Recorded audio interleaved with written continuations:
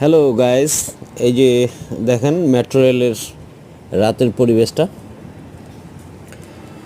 খুব সুন্দর, অসাধারণ একটা পরিবেশ। তাই তো মাঝে মাঝে ঘুরতে আসি রাতের বেলা করে। সব সাইডে লাইটগুলো দেওয়া থাকে।